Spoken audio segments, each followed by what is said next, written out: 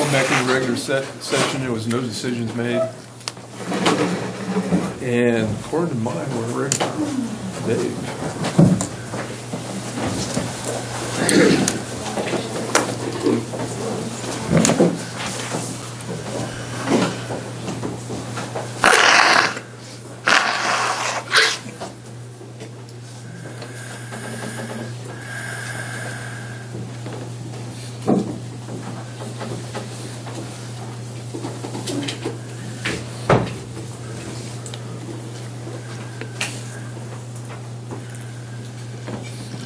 While you're waiting, the transfer of funds, the resolution. It's the county match for the noxious weed Republican River restoration grant.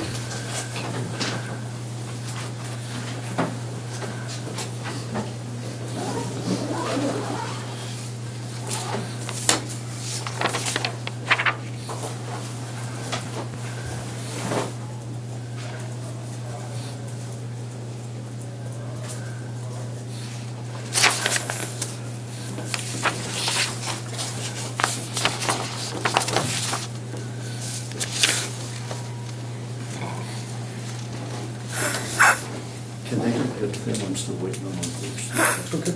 That's all right. Okay. Get the resolution. Yeah, let's do that. I move that we pass resolution 1708 in the amount of $2,500. Second. All those in favor? Aye. Okay, passed resolution 1708. All right, the sign. Sign both pages. Excuse me.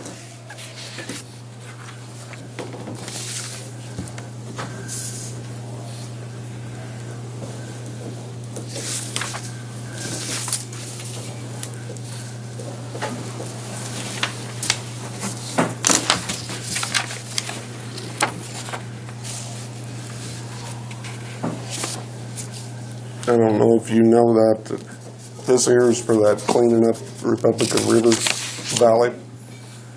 You're going to publish it? Yes, it's going to be Okay. published. Thank you. It sounds like they're gonna eventually try to do it from state line to state line. Yeah. Whether all the landowners will agree to it. I'm gonna get rid of all Russian olives and cedar trees. Salt cedar. I think the salt cedar. Cedars. And salt cedars too. Both of them. Trying to get more water flow in the river bottom. But I don't know if we'll, but they say they're gonna come up with a lot more money next year. Okay, I think we're ready for folks with Home for the Age. I know we agreed to move it to the end, but Dave's not ready, so we're going to go right. All right, well, thanks for adjusting your schedule. There's 5 of us here from the task force, and Rod Klepper had to leave. He's got a doctor's appointment. John Grace, we hired him as a consultant early on in this process, so he's been with us through all this. Mr. Garner knows all of this, but you two need to be brought up to speed, so I'll just turn it over to John, and he can introduce. Okay. Good morning. Good morning. Good to meet you all again. John, know each other from last time. Scott. Yeah, our task force has been meeting for the last 2.5 years and planning the project. It's going real well. We ran across an opportunity, and it's an opportunity to access some money. The way we ran across it was the local state office of rural development told us about it, and that's where we're getting our funding for the long-term project. And the federal government several years ago, when they had the flood in New Orleans, in Katrina, the Katrina flood, set up a special program to help, they call it distressed communities, or communities that had certain characteristics. And so it's It's a federal tax credit type of program. And we then, through rural development, we met with this firm, Crescent Financial Services. Come on up, guys. And they are out of New Orleans, and they have done this special program in other communities across Kansas. Go ahead and have a seat there. One of the projects that they've been involved in is a hospital project out in Nebraska. And so they work with them. And they're working in Smith Center with a new hospital being built there with the county government there, the county commissioners. And I understand they've signed an agreement with the county there. So they're going to talk about the program, and then you can ask any questions. And Cameron, I'm going to turn it over to you. You can introduce Troy. Great. Nice to meet you all. My name is Cameron Garner. I'm a Vice President with Crescent Growth Capital. This is Troy Villafera as a Managing Director. We're based out of New Orleans, Louisiana. We specialize in arranging new markets and historic tax credit projects all across the country. So I've got a presentation here that I'd like to walk through, if you have a moment. And I'll just sort of say on the front end, our objective here is to educate you on the new market program as it relates to the Cheyenne County project, and also walk you through the highlights of the structure to identify what it is that you would need to do to participate, and then also talk about the upside, the benefit, why you would choose to do this, the funds, and the potential risk that would be involved in doing it as well. So we hope they'll cover all those things throughout the discussion. I might add, this is a supplement to what we've already got in place with USDA Rural Development. This is a supplement that goes with that. Yeah, so just start moving through here. So, as I mentioned, we're from Crescent Growth Capital. The principals of Crescent Growth Capital were formerly the Debt Capital Markets Group at Capital One Bank. In 2008, we spun off and started Crescent Growth Capital, specifically to work with borrowers to access new market tax credit and historic tax credit subsidies. To date, we've closed over $1 billion worth of federal and state new markets and historic tax credit deals, using all sorts of financing, everything from USDA, rural development loans like we're utilizing here, to tax-exempt bond financings, to ordinary commercial debt and equity. So to walk through a little bit more detail what John was alluding to, the federal tax credit program was enacted in 2000 to promote investment in low-income communities, as well as rural communities across the country. In the 17 years since, it's an annual allocation of credits, about $3.5 billion. There are a number of entities that you'll be working with if you choose to access this program. There are two main entities, really. It's a federal new market tax credit investor, and those are kind of the majority of the big banks that you've heard of: Capital One, Chase, Wells Fargo. Their role is to put an upfront investment into a project and receive a stream of tax credits over 7 years through an eligible project. The other entity that we'd be talking to are the community development entities. These entities apply annually to the Treasury for a piece of the $3.5 billion worth of tax credit allocation that the Treasury puts out every year. So those are the two main people that we'd be marketing to for this project, and that you'd be working with. And just for some perspective there, when Congress approved this program, rather than just saying we're going to have a government grant office dole out money to help projects, they said we want to put this in the private sector's hands. So these CDEs are actually private entities. They compete for the allocation on the basis of what they're going to do for communities, and then the projects essentially compete for a piece of that allocation with the CDEs on the basis of what sort of distress factors we might be able to help remedy within those communities. Okay. So just general tenets of the program, the investment has to be made in a low-income community, and here there are some factors that have to go into what defines a low-income community. You have to have more than 20% poverty or greater than a disparity between the area median income and the local median income of 80%. Also, another big key factor here is that there's an added emphasis placed on rural communities. And so the senior center falls within a highly distressed census tract and also a rural census tract. So at the outset, that makes the project extremely attractive to the CDEs that we'd be marketing to. Gives a good likelihood of attracting some allocation. And I see right now it's funded through 2020, is that correct? Yes. And- Yeah, 5-year extender. Okay. Yeah. And so the current round was a double round. So every year there's typically $3.5 billion doled out. This year they doled out $7 billion, which means that every allocation, every $3.5 billion allocation, 20% of that is set aside specifically for rural projects. So in a $7 billion allocation, you'd have $1.4 billion that needs to go into rural communities. So having a great rural project right now makes the senior center extremely attractive to the CDEs. Flipping to page 6, another thing that makes this project extremely attractive is the simple fact that it's in Kansas. Every year the Treasury ranks how these funds are being deployed across the country. And they rank all 50 states in terms of per capita, per person allocation of the new markets. And Kansas is currently one of the bottom 10 in terms of per capita allocation. I think there's been $58 million deployed in Kansas. The average, statewide average, is in the $700 million range. So you see Kansas has had a disproportionately small amount of allocation deployed here, which is why the project is even more attractive to community development entities. There's additional scoring benefits for CDEs who deploy in underserved states. So it's one of the hot buttons on their So it's list. a good investment for them. Yep. Exactly. Exactly. So page 6 kind of walks through a lot of the reasons why this is an extremely attractive project to take to market to these CDEs. Like I said, it resides in a low-income census tract. It's in Kansas, which is an underserved state from a new markets perspective.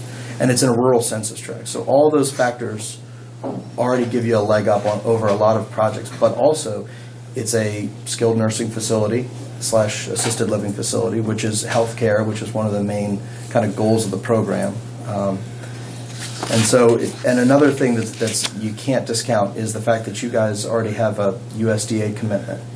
So there's a high likelihood that if a CDE takes a portion of his allocation and puts it to work in this project, that you're going to be able to close it because you already have the bulk of the financing.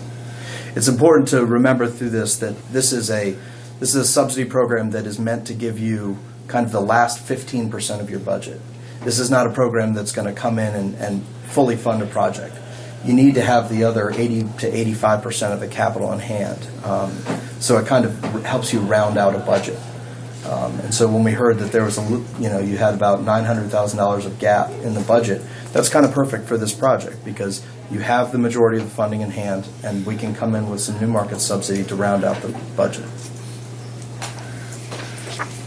So the next page, the next 2 pages, just kind of give you a sense for what other projects have been done here in Kansas. You've got over in Atchison County, the Atchison YMCA.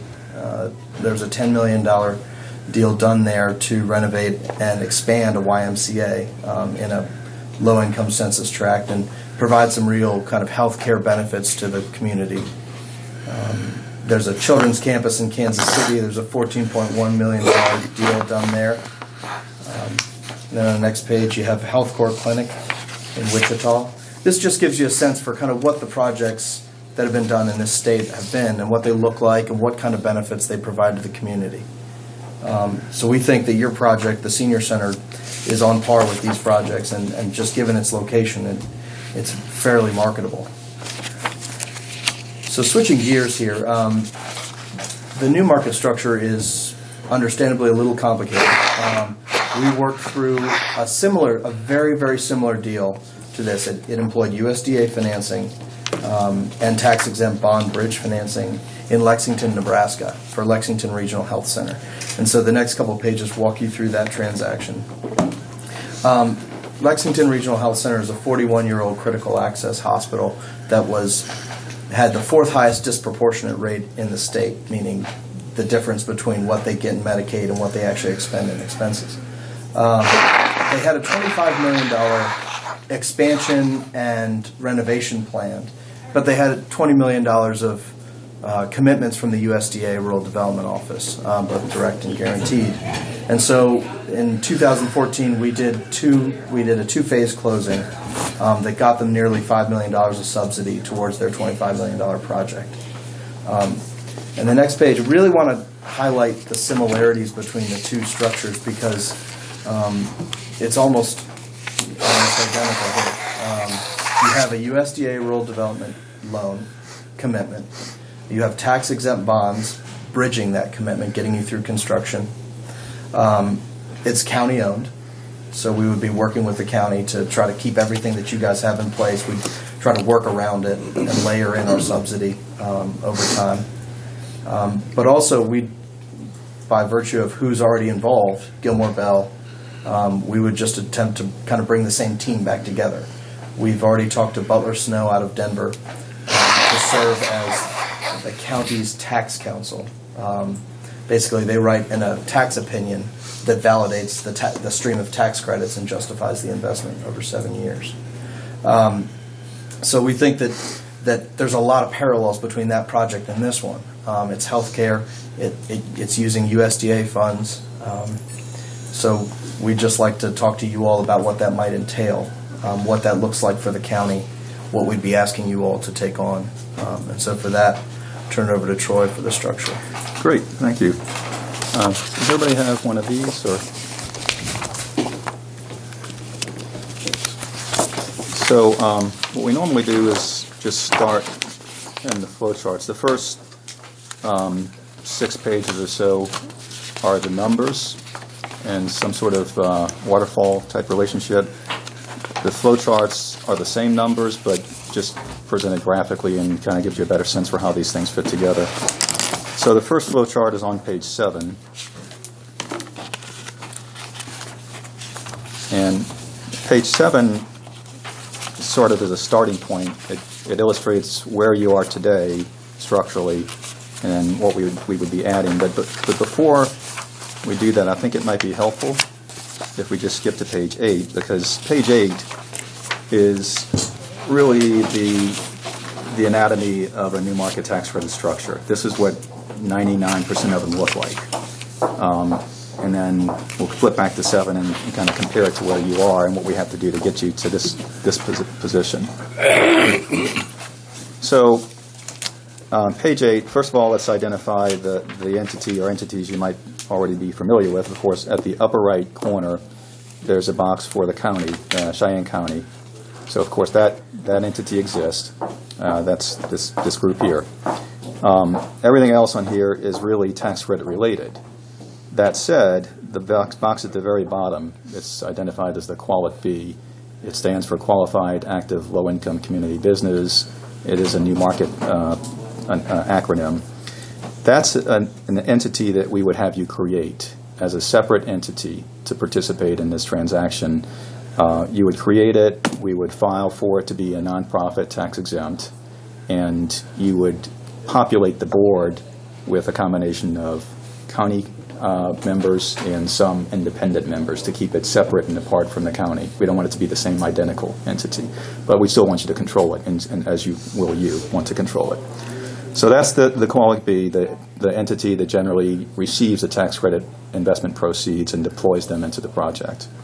So in between that, I'll kind of go upstream from the bottom, from the Qualic B. The Qualic B, you can see, is going to receive, in this example, loans totaling $6 million. Those are qualified low-income community investments. Those are new market tax credit loans. There's an A loan and a B loan, $4.3 million and $1.7 million. You can see that those loans are being funded by a CDE that Cameron referenced earlier. So we have to identify the CDE, and then they would fund this loan. But we have to keep going upstream because the CDE actually doesn't have any money. So we have to capitalize that CDE with enough money for them to fund the $6 million loan. So we go up to the Federal Investment Fund, and we can see there's 2 sources of capital coming in from the investment fund to the CDE.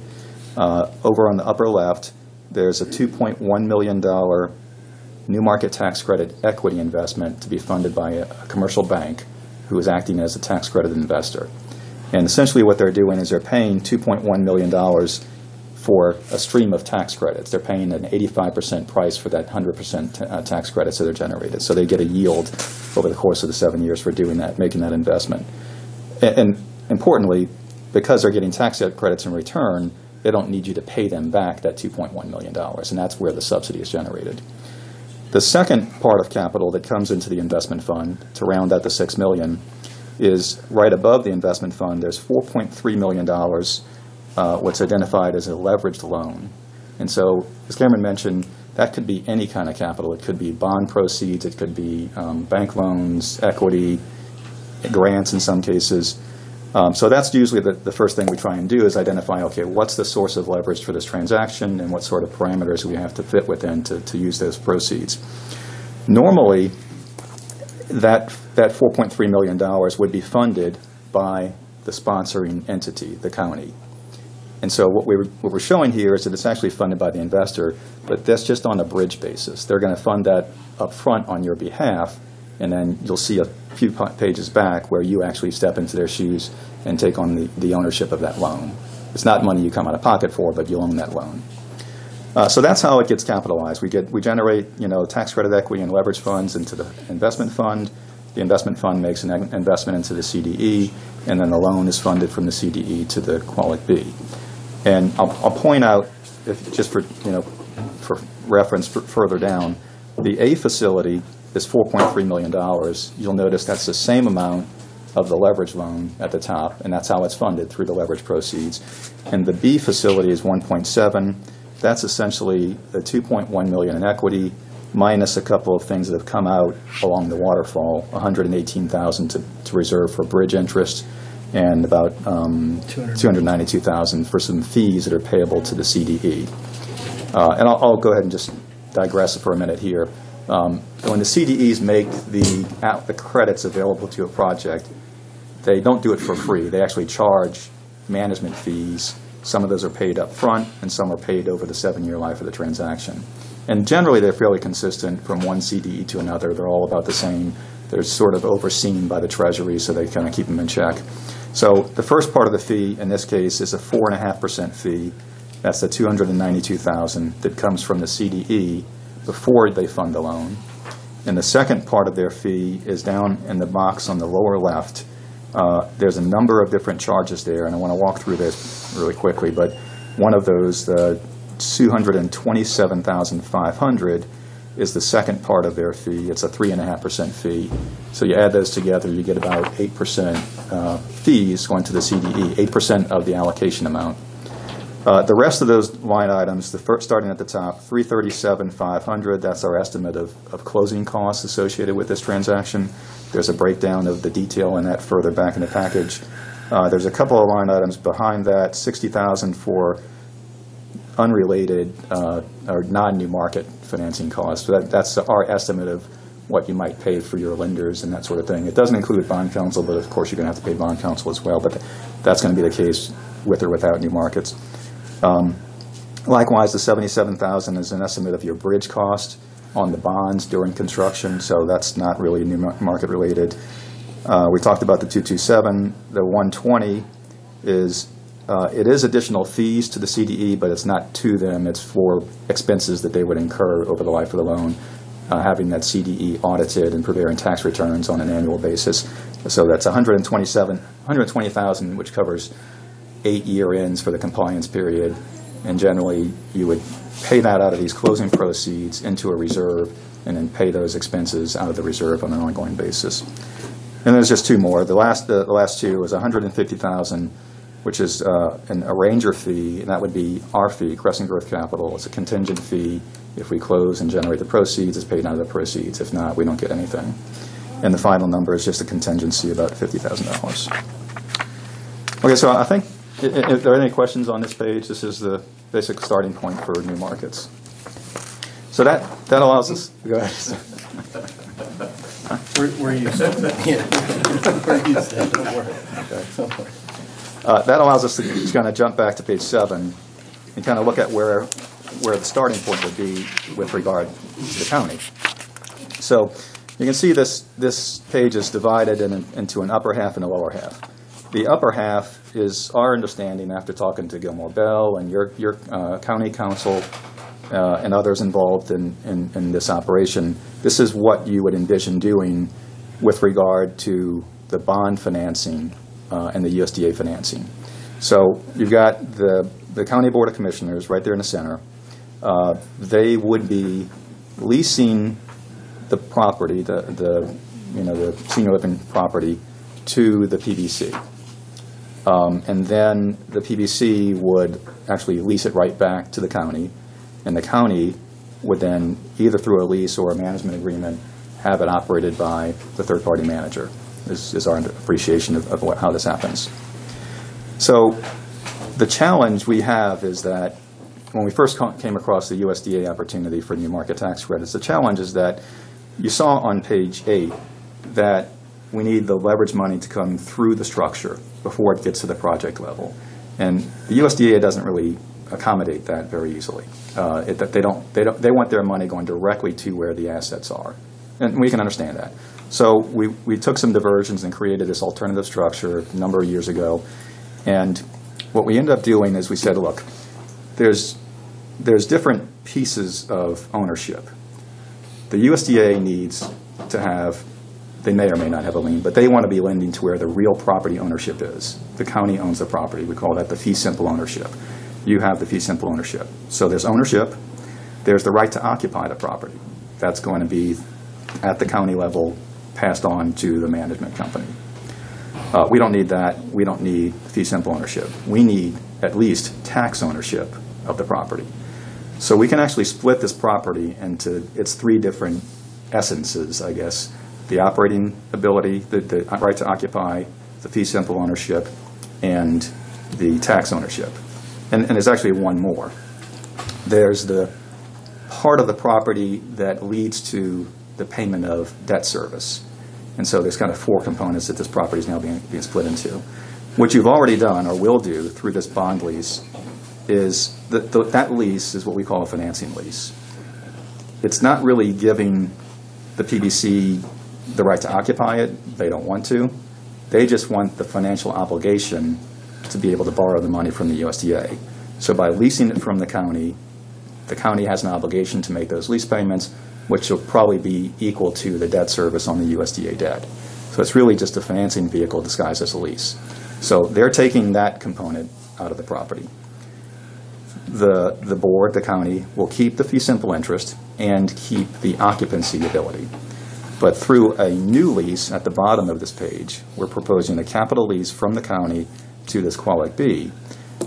And if the terms are structured correctly, it'll be considered a sale for tax purposes, even though it's not a sale, it's a lease for state law purposes.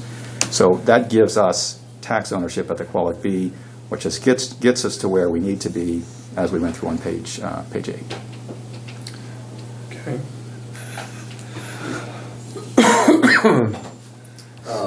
Is the qualified active low-income Business, entity yes. a 501c3? It's going to be a newly created entity. It's going to have a sole purpose, which is to participate in this transaction, and you will apply for an exemption as a 501c3. Okay. Yeah. So we'll have to create that. Yes. Yes. And that's no problem. We can create that.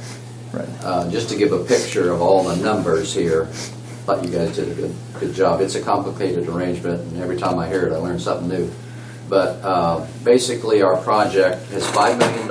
We're going to do the bonds, and Rural Development has agreed to buy those bonds. Okay, and what we have planned now for all of our remodeling of the nursing home and the assisted living, we're running about $5.5 million roughly.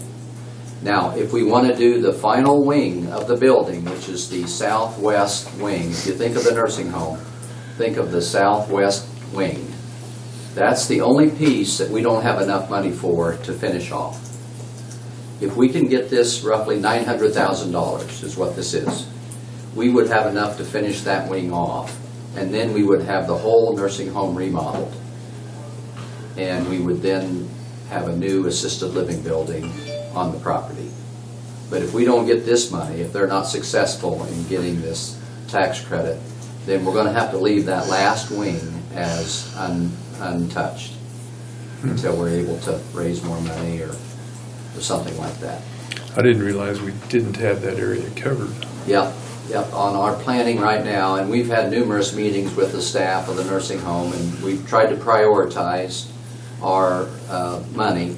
And of course, the new assisted living is number one, and then number two was to try to get into that nursing home and get at the resident rooms and try to do as much as we can with those resident rooms. And, you know, because we have right now, we have 4 people sharing one bathroom. Is that right, Eddie?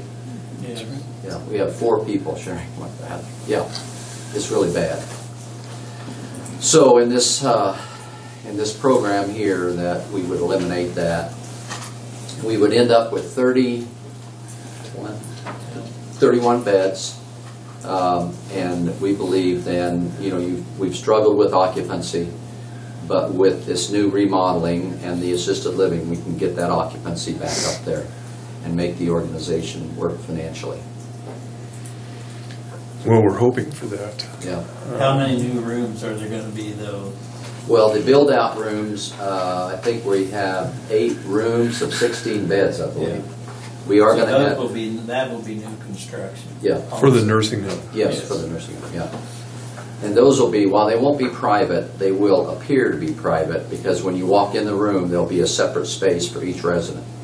So that'll be a dramatic improvement over what we have. If you've gone to Ray to Hillcrest, it'd be comparable to the setup of their semi-private rooms at the Ray nursing home. And those rooms will be built in that hallway area, you know, where there's nothing just east of those 3 private rooms. That's where these rooms will be. And that'll be new construction.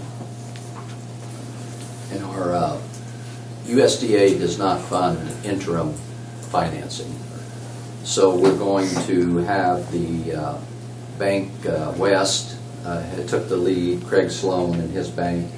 And what are the other banks that we have, Tom? First National and Western State. Yeah, those other 2 banks are going to be the participating banks, and we'll borrow from them until we get our permanent financing. And they've agreed to do that at a very competitive interest rate. Tax exempt, right? Yep. Sounds like you got a great plan. I don't know, I was under the impression that we were going to work on that nursing home first. I thought that was one of our priorities. I didn't realize we were going to have areas that weren't covered. Well, there's 9 on the board, and it's just, this is where it's evolved to, you know. We did there'll be the 16 beds in the new construction, but number one, the building costs have went up through these delays. That's part of the problem.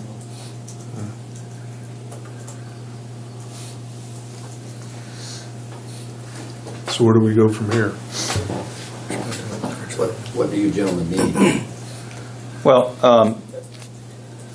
you know, I'll say that we've been vetting this structure with Gilmore and Bell, with your council, with proposed tax council, and so forth. So I think we're in good shape on the structure, but we do have a few more pages if you want to go through them as well. Go ahead. Okay. And then we will get to your question as to what specifically we need from the county. So we set up these leases on page 7. Page 8 we've already talked about. And then at page 9, these are a little simpler as we go forward. Page 9 is simply what happens at the end of construction, or over the course of construction, sorry. So again, starting at the Qualic B, you may recall when we looked at page 8, the Qualic B was receiving $6 million of loan proceeds. It was paying about $1 million in those various expenses we walked through, leaving about $5,066,000 to spend. Here's where those funds are spent. The Qualic B makes lease payments to the county. Remember, we had the county lease the property, so we were going to make some prepaid lease payments, totaling about $5 million over the course of the construction period. The county uses $4.3 million of those proceeds to actually step into the shoes of the investor and as the leverage lender and take on that leverage loan that the investor funded day one. So now the county is the owner of that $4 million leverage loan. The remaining proceeds of about $720,000 are what the county would then deploy directly into the project expenditures, the shortfalls, the additional beds, that sort of thing. We mentioned $900,000 really being the number, which is correct, but $187,000 or so of those expenses, of those funds had already been deployed on page 8. Those $60,000, $50,000, and $87,000 cost related to the existing financing. So we just took the benefit and split some of it to those costs and some to these additional rooms. But that's how the subsidy gets to the project through the proceeds of this capital lease payment.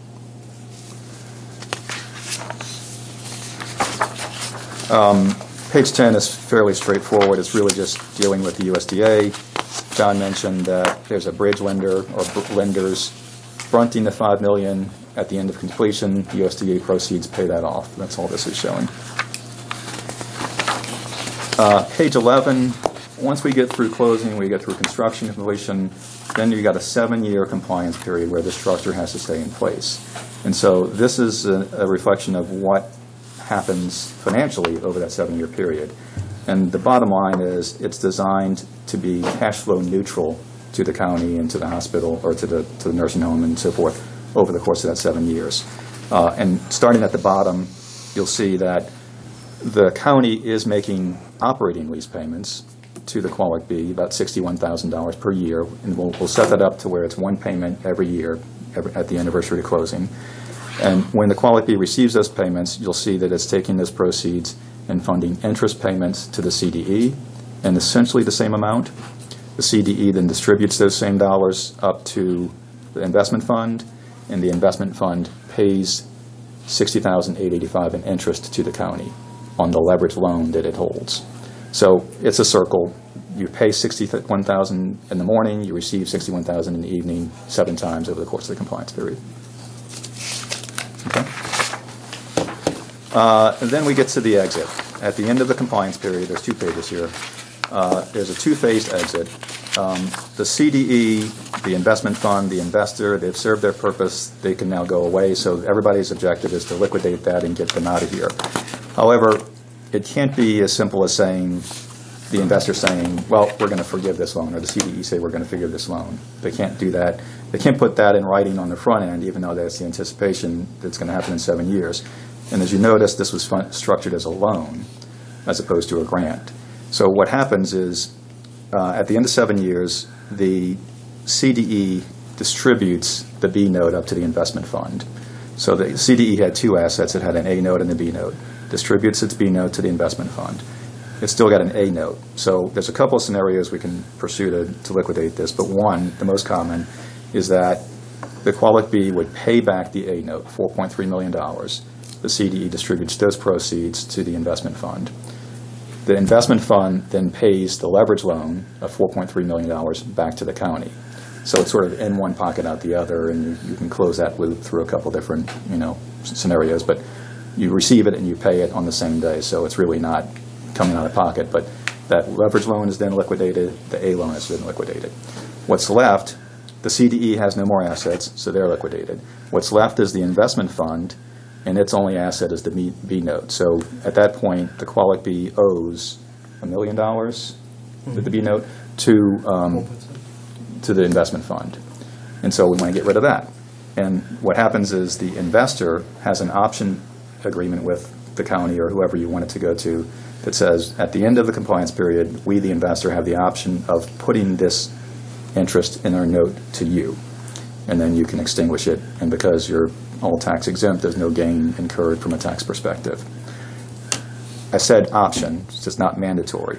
And so there is a risk that they say we're not going to exercise that option. There's been $50 billion or so just deployed, and maybe 30 billion of that going through the 7-year compliance period. We're not aware of any circumstance where the investors fail to exercise that put. The point of the program is to put the subsidy into the low-income community project, not for the investor to get double yield on the tax credit and getting their money back. So there's all sorts of reasons why that's never happened. It could happen, but we can certainly talk about that as long as you want in terms of why we feel comfortable that it won't. And page 13 is just that put. It's already reflected there. So back to your question. I'm sorry. Let me cover the risk. First risk, execution risk. Complicated structure, lots of parties involved, lawyers for you, lawyers for CDE, lawyers for the investor.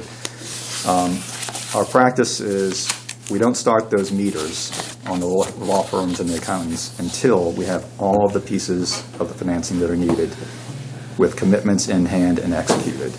So we're not running meters while we're chasing capital. We get them all in hand, we execute them all at the same time, and then we start the meters. So then from that point is, the risk from that point is, okay, now that you have all this stuff, can you get it closed? In our history, we've never had that happen where we had all the capital in hand, executed commitments, and not closed. It's not always smooth, it's not always easy, but we have always found a way to get it closed. Over the $1 billion that we've done, and it's, Part of that is because we do a lot of diligence on the front end. As I mentioned, we've been spending many months vetting this project, the structure with Gilmore & Bell, your bond counsel, your counsel, the tax counsel that would be involved, the investor bank, and their counsel. And those people I just mentioned, aside from the county, have all done this structure before. So they've seen the structure before. The new party is simply the county that would be plugged into a team of professionals that have already done this before. So anyway, there's that risk. And what they specifically would ask is once we get those commitments, you would actually fund deposits towards those expenses, probably in the neighborhood of about $50,000 for the three parties. Execution risk number 2, recapture risk. So the investor is putting up money to receive tax credits. They're going to want to have some protection in case somebody causes a recapture of those credits and they lose their credits and get nothing in return. So typically they would ask whoever the sponsors are, the county or whoever, to indemnify them against a loss of those credits through one of two things, typically. The actions or inactions of the county that caused, or the hospital, or the nursing home that caused the recapture. And 2, anything regarding the structure that would be deemed abusive by the IRS. Let me start with that one first because that certainly gets people's heart rate going, I think. The part that would be most contentious about this would be the circularity of the leverage dollars being funded out of the loan proceeds. You have Kulicke or loan proceeds at the bottom, tax credit proceeds coming back up to the county to fund the leverage loan, which funds Kulicke. Thankfully, the IRS has, within the past year or two, has open dialogue with the industry in terms of identifying parameters under which that sort of transaction would be okay. And where they've come out on that is that they're okay with that reimbursement of cost, even though it's going back to the leverage lender, as long as those are real, fresh costs. They don't want you, saying, well, we're paying for an asset that we bought 10 years ago. These are going to be very fresh because we're going to reimburse them on a monthly basis as you incur the cost. So we're staying within, the guidance that's out there. Their real concern is, if someone's taking, if someone bought a property 10 years ago for $1 million and they're going to take $4 million against that property, well, that's not the point of the program. Right. And not what we're proposing. Yeah, not what. Number 2 is easier in terms of your actions or inactions. Basically, one of the reasons we set up a single-purpose entity to be the qualified borrower is because that's the entity that would be looked at from a compliance perspective. And the things that, for instance, it can't participate in what's considered the sin businesses. It can't operate a gambling facility. It can't operate a suntan parlor, a golf course, a retail liquor store, a casino. There's about 13 things it can't do, none of which I would ever imagine would be contemplated for this facility. And if for some reason things change in the next 7 years and you say, you know what, we need to open a casino, do it in another entity and you'll be fine. Just don't do it in this entity. Just in case. No, you cover all your bases. Yeah, exactly. I know it takes all the fun out of this, but that's what they want to do. So those are those are the potential things that would cause you to be liable for a recapture. And the third risk is the put risk, which we've already discussed. So those are generally the risk parameters. We can spend more time, we can do more analysis, provide more backup as needed. So specifically, what we would need you to do is to act as the leverage lender and to agree to set up that new entity, the Qualic B SPE entity. We've got those costs baked into the estimated closing costs. Your lawyers, who we would propose you engage, would actually have to do that work for you, but you would have to authorize it and pick board members to populate that Qualic B entity. From an operational perspective, as I said, it's going to be one transaction per year. So once we get through closing and construction, it would be a very low burden. The main thing would be that we would need annual financial statements generated on that entity.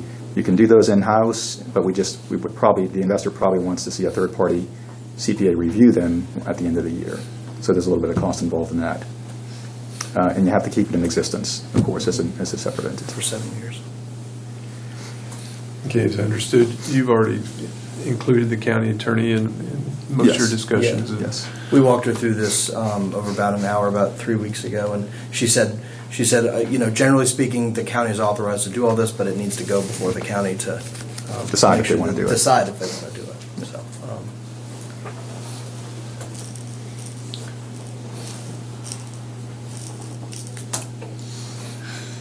A lot of information. Yes. Yeah, I know. Yeah, and so we just wanted to give you what you needed to make a decision. Yeah, you we're know. not asking. Yeah. So we're running up against a deadline that we need this decision made. We have our architect that's getting near the end of having his drawings done. Once those drawings are done, we put them out for bid. So our plan is to have that towards the end of this April. And that is really kind of the big piece we're waiting on. And then they need a commitment so that they can feel comfortable marketing this to those other organizations. And they can say, this deal is ready to go. Yeah. Otherwise, we're waiting. Some of it you'll do in a parallel path. So Yeah. we'll spend a couple of months marketing while you're finishing up drawings and what have you. The big things are getting the term sheets from the consortium of banks, getting you all sign off in the next couple weeks or months, however long it takes, on the pieces that we're asking the county to take on before we feel comfortable taking it out to market. If this is helpful, often we ask the tax council, to draft a resolution that would cover everything that needs to be identified, which we can do, and you can consider it for your next meeting, I suppose. That sounds like a good plan. Okay. Okay, so we get that resolution, bring it back to you. Okay. So how big a board do we have to set up? It's usually 5 or so, and where 3 might be from the county and 2 independents. And then any replacements over time would be appointed by the board itself, the residual board. And some attorneys are okay with actually the county identifying those replacements too. So we'll see how far we can get with that. The important theme there is that if you look at any of these pages, when you're setting up the Qualic B, you want enough differentiation between the county and whatever the makeup of the board is down at the bottom, so that they can't be considered the same entity. Because if they are, from a tax perspective, then everything in between gets collapsed. It's invalidated. So. Well, yeah. Us three would be poor choices to be. Sure. So Right. And I'm not a tax attorney, but I'm assuming at least some attorneys would consider the PBC so closely, tied to the county that they would be out as well. okay. Fine, gentlemen. Okay. So you're saying that if we go for this tax credit, we're going to redo the rest of the rest home? Yes, that would That's give us the enough- reason. That would They give would us have the enough. sufficient funds. Yeah, that would get us to our goal of being able to remodel the entire facility.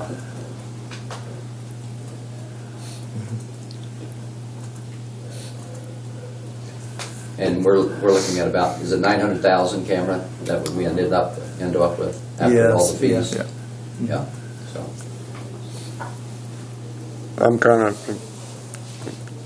I'm confused on a lot of it, I'm sorry. But the 900,000, we're really not going to pay it back? Right.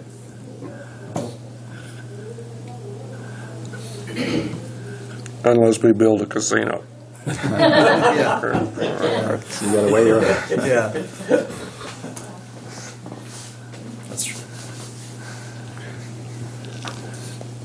Well, I'm sure we're going to have a lot more questions. That's but we'll- fine. Sure. We'll keep in contact with these Absolutely. folks. And Absolutely. Yes. You know, we talked to Nicole as well, so if that helps, we've leaned pretty hard on her. she's sharp. She's done us a good job, so. Yep. Okay, well, thank you very much for your time. I Thank you. appreciate it. Really Thank you, guys. appreciate it. So much. Like a lot of work. Really appreciate it. Thank you, man. Appreciate it.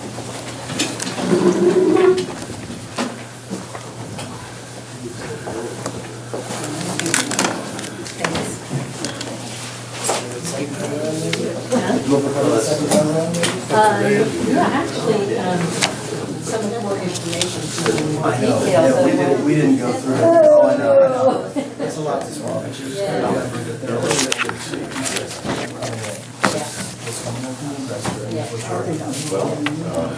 The way I understand it, if they take 1.7 and we get 900, they're getting paid off of that, good or so. I'm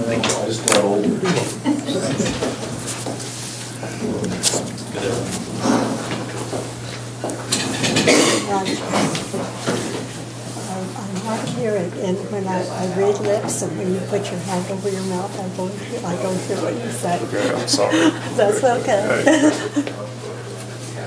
Glad you're here.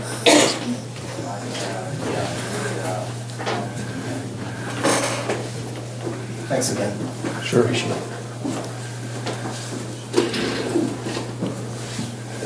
While we're waiting for Dave, I'll kind of speak for Dolores since she's not here. Her laptop that she uses for work crashed and is needing a new one. I think our new policy covers that, but I'm sure she'd want to ask for permission for you guys to do it. Since she needs to do her job, then.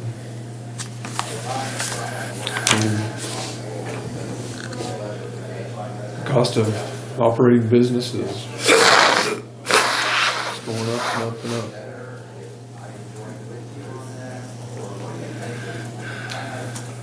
I'm curious, I saw you shaking your head a couple times during this conversation. Did you not agree with what was being said, or? I was at the assisted living meeting about 4 to 6 weeks ago, and that was when I first became aware that they had no intention of doing the nursing home first. Today's the first day I had heard that. And they made it sound like I was clueless because I didn't know that information. I then challenged our local people to go up there and live as our residents do with 4 people sharing bathroom. They got a little aggravated with me that I suggested that and that they are well aware of that, and that's why they'll redo it. And I said, well, I think it needs to be the priority. Assisted living should be second. They could scrape $900,000 out of that assisted living building to make sure the nursing home gets done. In my opinion. Hi, Dave, we're ready. Step on up. Yeah.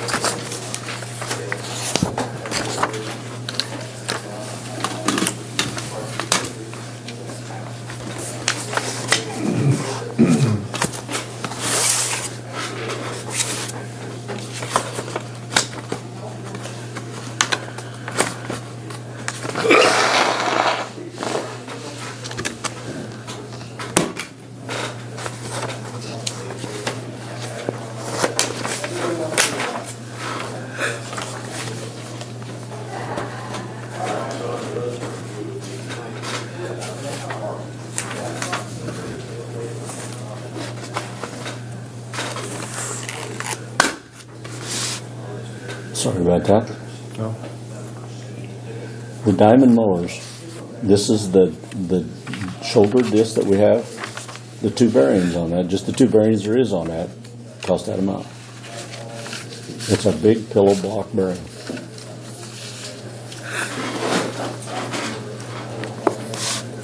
I don't know of anywhere else to get it. Just for example, we set that limit on that spending from 500 to 1,500. So this would fall in that category. I can't get any other bid. See where that gets confusing? Your price is for one bearing or both of them? Both of them.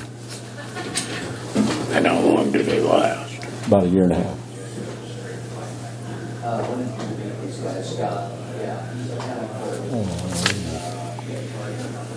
I'll split that year and a half up and get 2 seasons out of it then, because you ain't mowing in the winter time. But the not mowing. This is the shoulder disc. By one at a time, keep it on stock. That'd be another way to do it. And then I guess this, I just found out a little bit ago, this 866 was for the Kenworth truck, the 2010 Kenworth truck that was missed during our annual review. So we'd missed one before. So, that's the reason I couldn't figure out what it was. I just got off the phone on that deal. Okay, we made the purchase on the New Holland tractors, and then you'll see under the special road improvements, these 3 projects, the state had to divide some of them out, but I submitted all that we was allowed on this 90-10 money that we can get reimbursed for. So that's what that went there. So.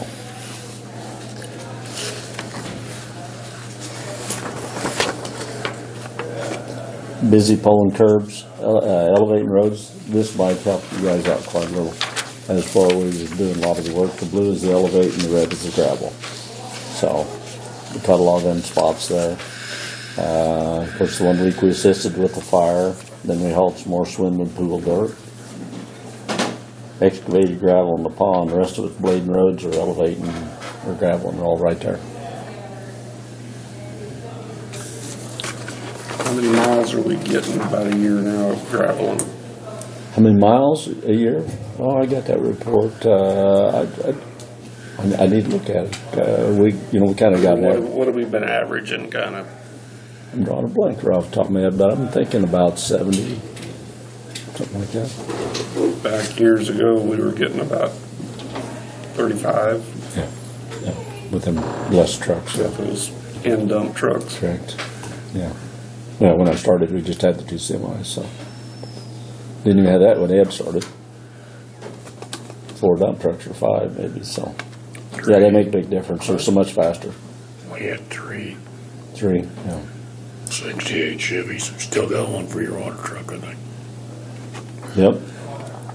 And the other thing I didn't add on the report, I did have Cooper running a magnet on a lot of these roads, it's so dry, and then was getting some complaints about the tire, flat tires, stuff like that. A bunch come off of that road G, and then of course the landfill roads. So. I know Terry Jensen was hollering as he called you. Yep. So. Yeah. So I mean, trying to get things improved on that point. Not really our problem, but winds up being in the long run. Just old buildings, whatever, been torn down, probably burnt in the ditch or scattered or whatever, but nevertheless, that's where we're at with that.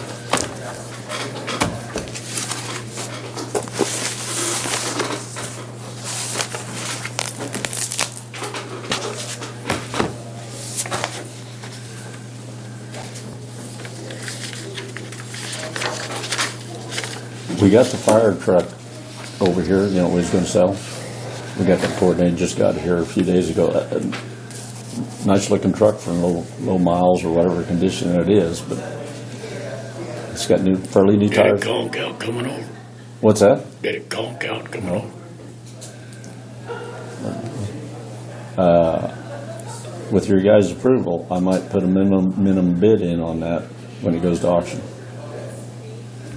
Because I could take that bed off and then put my digger attachment on that. And then sell your other Dodge. Is that a reasonable idea? Okay. I know we'll have to pay a premium to do that, but it's 10%. And we can't take it off there. What's that? We can't take it off the market. It hasn't got on the market yet. So why are we doing it? Yeah, why are you taking it to the auction if you want it? I thought it brought pretty good money, the last one, and they thought this one was better, so. What he's wanting to do is just put a minimum bid in. If If it goes too cheap or something, if it goes higher, I think the fire department ought to reap the benefits, and I'll try to look for something else. I see what he's saying. Yeah, but that money was just gonna go in general, wasn't it? Yeah. Why don't you just give them the same thing that they got for the other truck for this one and then sell the Dodge and let the fire department have that? Probably catch a little bit of flack from the fire department over that. Well, yeah, but it'd save us. I mean, if he doesn't get his Dodge this year, next year we're probably gonna buy a new truck to put that digger on. But I'm not in a dire need for this. I know I want to update that digger truck. Okay, but then put it's a not. minimum bid on it and we'll go on. What's that? Put a minimum bid and we'll go on. Okay, because the last one bought like $3,300. So we got $330 of commission on it. So if we could luck out, somebody pay us $7, whatever. Yeah, maybe We're that 4,000 or far. 5,000 or something, but I That much doubt more they ahead. would, but it may. But Okay. I wouldn't run that by you.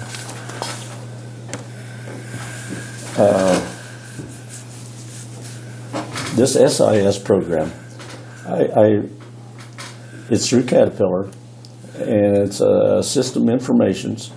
It's a computer download thing. If you purchase this, you have access to all your Caterpillar books, parts and everything like that, all the update tech manuals and everything like that. It's all online now that we got internet at shop. And you can also do the training manuals through some of that stuff. The purchase of it, it's an annual thing, and it's $950 to do that. It's a renewal. Dave thinks that would be a great thing. Well, I know it's it'll probably save you that much in mechanic fees hauling it to Colby or somewhere. That's what I'm getting after. It'd save you some of that, hopefully, where he took that electronic diagnostic class, that'd be a benefit, I think, Well, to us. if you've got all your books and everything, and maybe some online help, videos, or however they have it set up, maybe they could walk you through it without even moving the damn thing. I'd like to try it for a year, see if it's justified, is what I'm That's getting what at. I was gonna say, try then it we for can a year, decide and if after you that don't point. feel you got enough benefit out of it, we'll drop it. Okay, all right. And then, and seemed like when you're working on things, you never have enough O-rings. I know when the parts guys was doing some warranty work on our graders, we was gonna have to wait and have them shipped. He has a complete, or the serviceman has a complete O-ring kit. And I know this sounds high, it's like $700 to get this O-ring kit. But you'd have it on hand and not delayed, not any more mailing charge or anything like that. And that's the other thing we thought would be handy for us.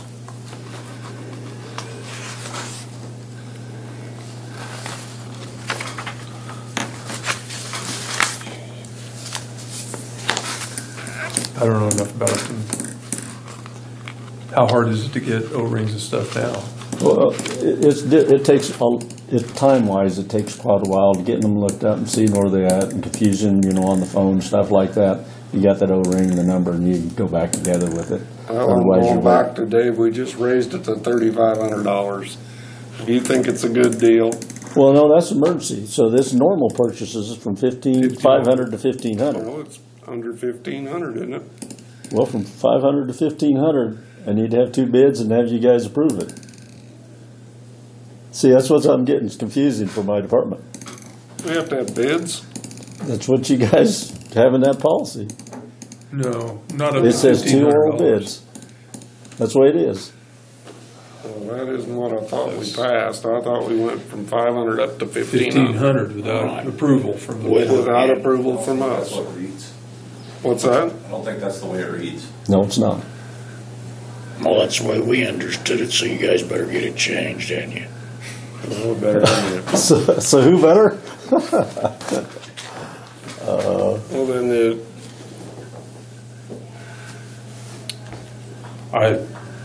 I'm like you guys. We went to $1,500. we went from without 500 to 1,500 without approval from the board. Correct. Because But Now, how that ended up in there, I don't know. But you gotta remember, we're not the writers of this thing. I'm assuming we're gonna have to get with Nicole to figure out. Have we passed that yet? I understood you guys passed it this morning. Well, we didn't did, but see we it. haven't read it yet. Well, She was working on it. Okay. You know what? All right. You We need to- passed the 3,500.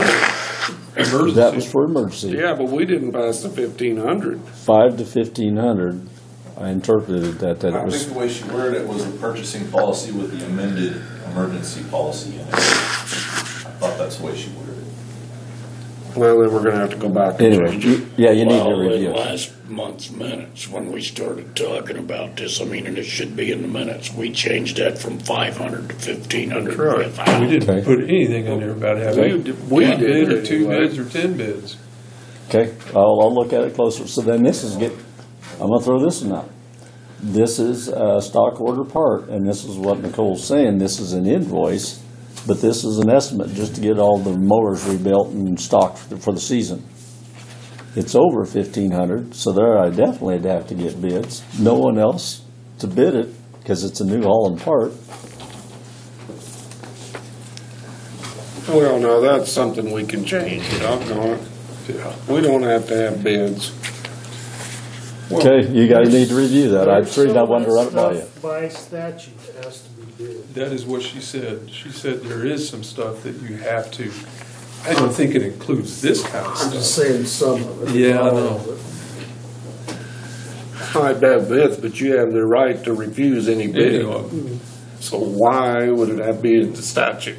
What a stupid thing to do. Pretty. Yeah, that's the way it's worded.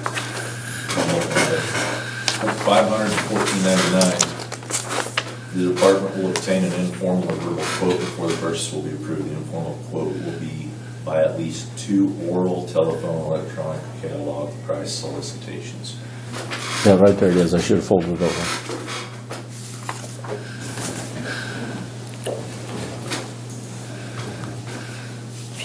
This chair and I are not gonna last much longer. Better not let it be over 1,500 that you want to buy one. Yeah, no kidding. Yeah, I gotta start getting bids already. Yeah, let me tell you, it's hard to buy an office chair for less than 500. That's what's And another thing, just think about that later, we went through this with a Mack truck, the engine overhaul and stuff like that. Well, if I have a transmission that goes out on the grader, we know that's about 15,000 to get repaired. So at this rate, it's over 10,000 according to that purchase policy. Well, I need to seek bids and stuff like that, and nobody else is gonna work on it except Cat. So, But we can't make policies that pick and choose I agree. every little thing. That'd be so complicated we couldn't do it. Right. We just want, You'd be spending all your time just getting bids. but we wanted to have a better picture of what is being spent. The biggest concern about most of the people in this community is they have no idea how the money was even being spent in the first place, or even how much money we even had. Because we went through a long period of time there where the county didn't know. that's right, I agree. And we just want, if it looks like we're getting too firm a grip, we probably are. That doesn't mean we can't change it. But I think until we can get through this first budget period, I think I'm going to keep the reins pulled pretty tight. That's fine. Well, I think a lot of it was, like Roger said earlier, common sense. Yeah, but common sense is not that common anymore. I get that. It's just us wanting to get. You just want to know what's going on. Well, we want better understanding. We don't even necessarily need better control. We just want a better understanding of where our money's at and how it's piled up, and until we can kind of get more comfortable with budgets and budget spending, and especially Roger and I just think personally, I want to hear it. I want to Know what's going on. I do. Yep. I just want a better idea, because I can sit up here and say yes, yes, yes, yes, and yes, and if I don't know what I'm saying yes to, I've kind of defeated the purpose of being here. So, but if I understand it, it makes it a lot easier. But I'm not to that point yet. I guess is where I'm coming from. You can understand that thing that the old people been doing all of you. Yeah. I got that one. I didn't All see right. anybody shaking their head. Yeah, I got it. There was none of that. That got pretty deep pretty fast. Yes, it did. Deep. Yeah. Gravel price rate, we have not changed that for a long time. It's at 20 cents, and I think it should be increased. So, before we Are start people first. complaining? I had a couple of them. In fact, one of them might have had, one of them might have pulled their pit because of that. So, You mean what we're paying for from the individuals? the royalty on the gravel price. And it's 20 cents a yard or a ton. It's 20 cents a yard. So what do you Well, if think? we went 20 cents a ton, it'd double that. No, not quite. Well, $700 more. But anyway, we're figuring everything by yards, and I'm thinking at least 30 anyway.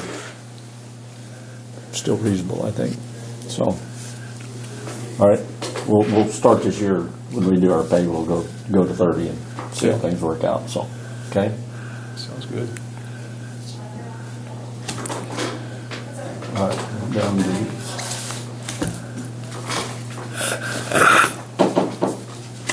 These are this 140K, you know, we talked about.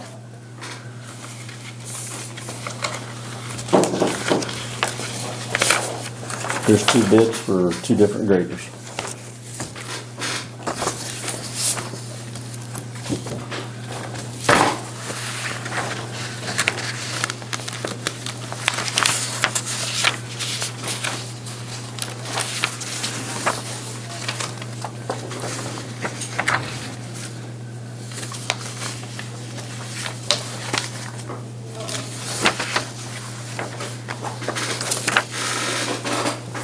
Do you think those Packer tires do much good on behind those graders?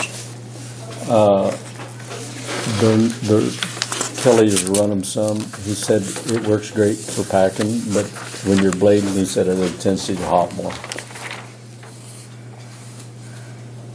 We've added that on that one, you know, or we made it available for anything with a ripper. Yeah, but it just almost seems like it makes it a little rougher sometimes. It should actually pack it back, but I know he Yeah, said but he gets away with it. So. But you just leave some little grooves. I mean, the tires, you know, didn't like their offset. Okay. You know what I mean? Yep. They're just Or there's that little- little ridge of dirt in Yeah. between, yeah. If it's a little wet. But it's worked great where they're elevating and you can run the packer and Well, stuff like that, that. I can understand maybe that. But You're just right. blading, I don't know if it's, And that's what he said he didn't like it as well either, so. This ripper's 14 grand more than your price. One of them's rippers included, but if you wanted it added to it, that's the one price. See, we're trading the one that has a ripper in on it.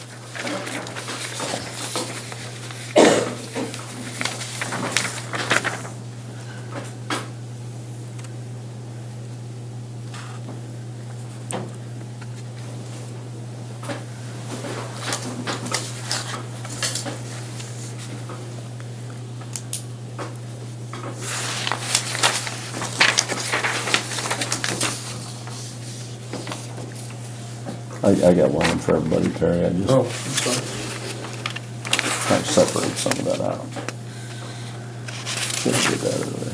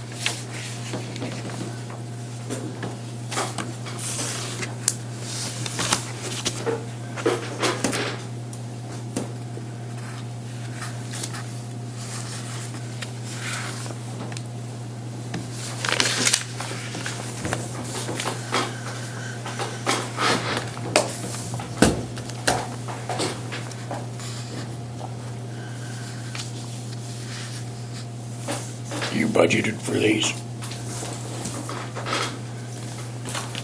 Look at your sheet. We don't have enough for this right now. Special machinery, we do both of them. But the interest rate is cheap. And we do have additional $200,000 that we budgeted this year that's not included in our cash balance. I meant you budgeted how to pay for these over the next course of 2 or 3 years. This year. Okay. Like I say, if you take that amount plus the 200.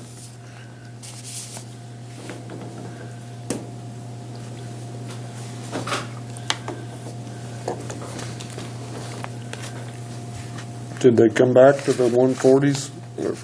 Or they've always had the 140s? Because we were buying 140s years ago. Years ago, it was the 140Gs, and then they went to the 140Hs, and then they went to the 140H2, and then they wound up going to this M series, and the M series is the joysticks. Now they're coming back to the They're coming back. 140K. These are made out of Brazil.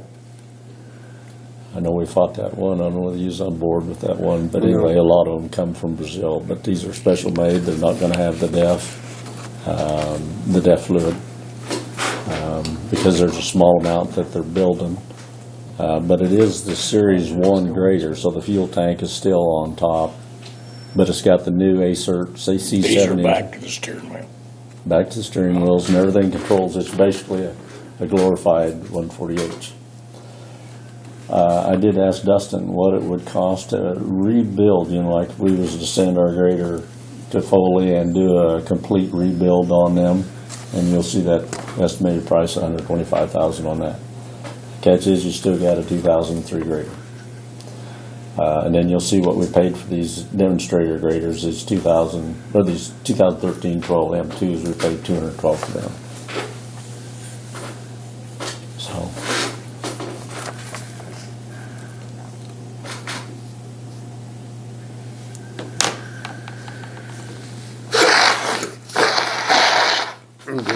Where are you going to put this spare? Oh, you're not. We call it a spare. I think Crane probably runs it as much as anyone. So. That's the one that sits by the fence, huh? No, I mean he's generally running. He's moving around with the other guys and stuff like that. Set it by the fence. But it's less hours. I know that. So.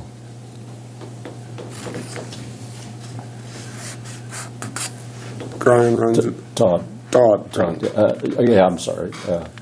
Gaylord has one of the newer ones. Territory. Yeah. Is that okay?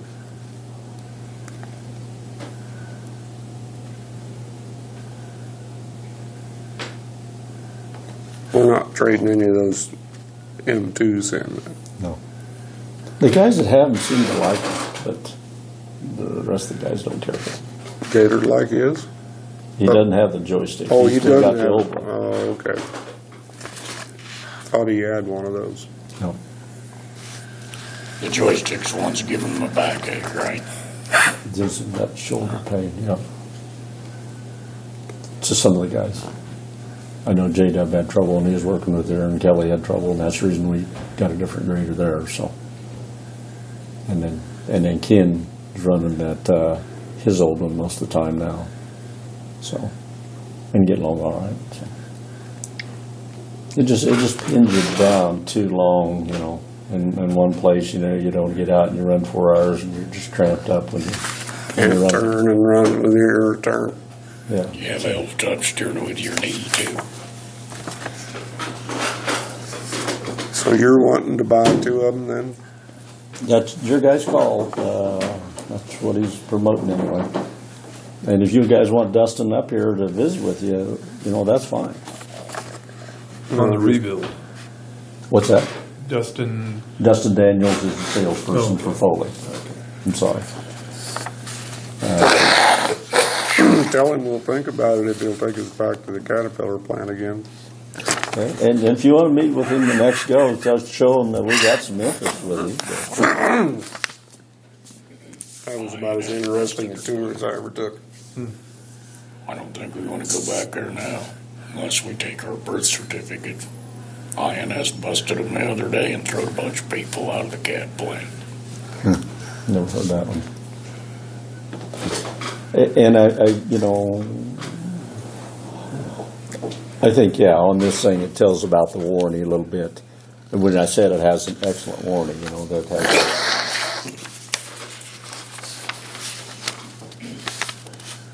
Well, getting these rebuilt would be a better deal, but then you're still back to a $50,000 grader with 150 in it. Yep.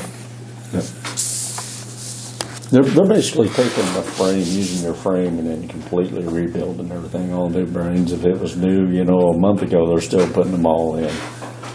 So. Well, yeah, but then if the next board come along and says, well, okay, let's trade this in, it's got 2,000 hours, but it's old. We still only get $50,000 out of it. Mm-hmm. I think when I talked to you guys at one time, I thought it was closer to 70,000. He claims the market has dropped some on that, so.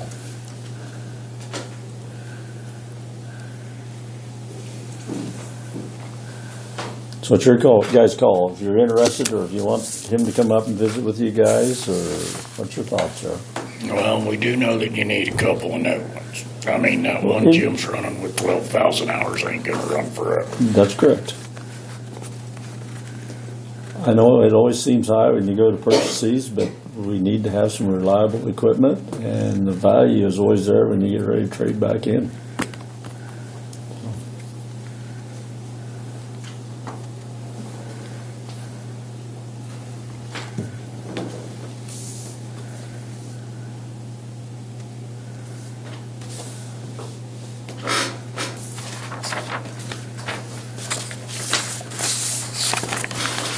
12,000 hours on a tractor is a lot of hours.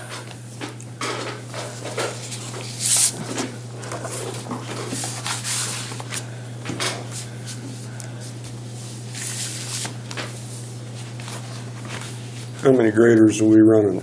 We'll run 10. The last ones we bought was in 2013. These are the oldest ones, yes. What did you say now? When's the last ones we bought? Yes, it was... in 13? It was actually 14 when we got these 13s as a year. In the 13s? Yeah.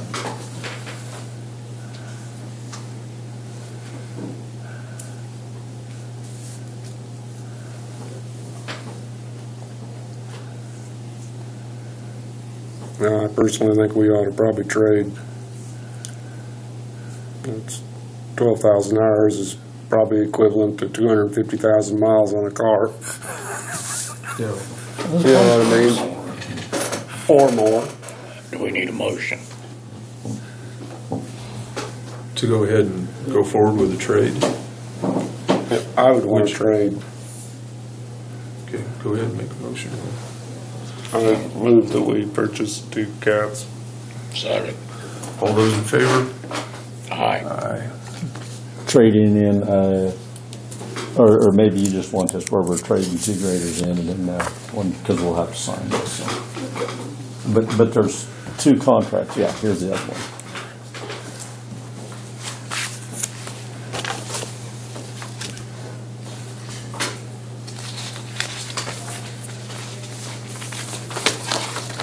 One thing I'd like to have you guys do, these are just some minutes from the past they've been put in the handbook, and then somehow they got dropped last year. Kind of took an incentive away from our longevity program.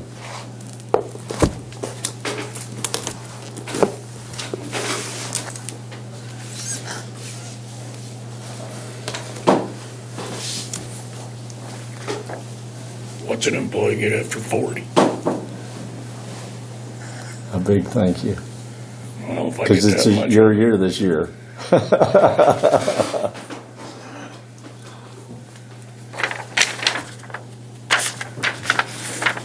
2 different ones here.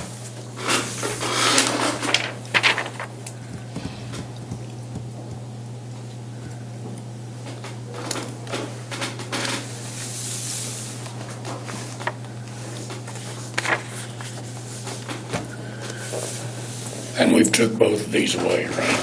The way the new handbook reads. I know some guys are upset about that. They're going to fail. I'll let Terry read that one.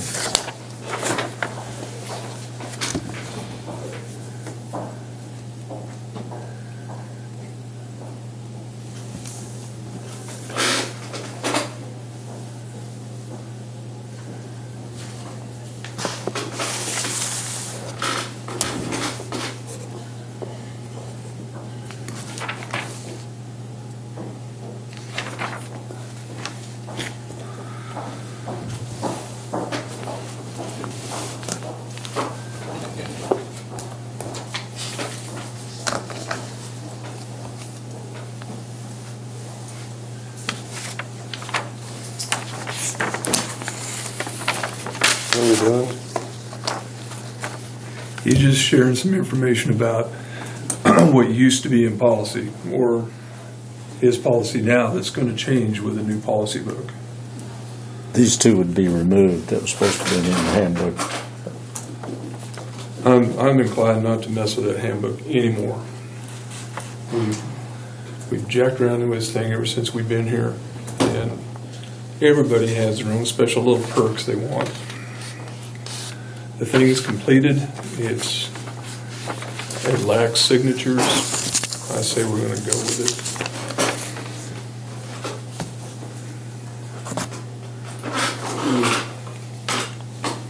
Sign.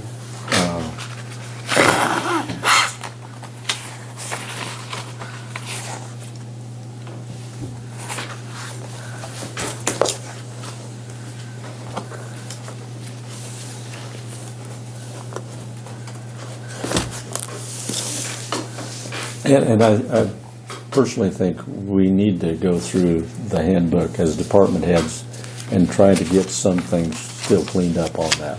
I mean, there's some things that, and Scott and I was talking about it just the other day, that he wasn't aware of or Cody wasn't aware of, and I think there's just some tweaking we need to be doing with it. Man, Well, Nicole said earlier, she hadn't done nothing, so if you got any complaints, get them to her now. Yeah.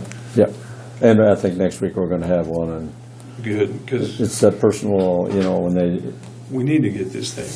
need to get it wrapped up. I agree. But I want it right when it's done, though. Yeah, but your needs are not the same as their needs. Their needs is not the same as their needs. We're getting to the point now where this thing's going to be 500 pages long if we don't quit. I've read it enough now that I think it needs to be condensed. Okay. I mean, if they just said you work here, you get what we give you, I'd be happy. Be happy with what we're giving you. If you're not happy, go find another position. Can we make that our policy? I'd like to. That'd be easy.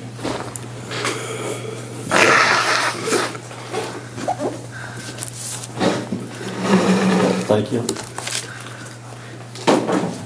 I did forget to tell you one thing quickly. That security, Next Tech did come. They did a big walk through the building, and we kind of went over things. He had to go to a thing in Vegas. Darn it. And as soon as he gets back, he'll get me his quote, and I'll bring it to the board meeting next time. So okay. I am actively working on that. So. Okay. Thanks. Thank you. Any other business before the board this morning?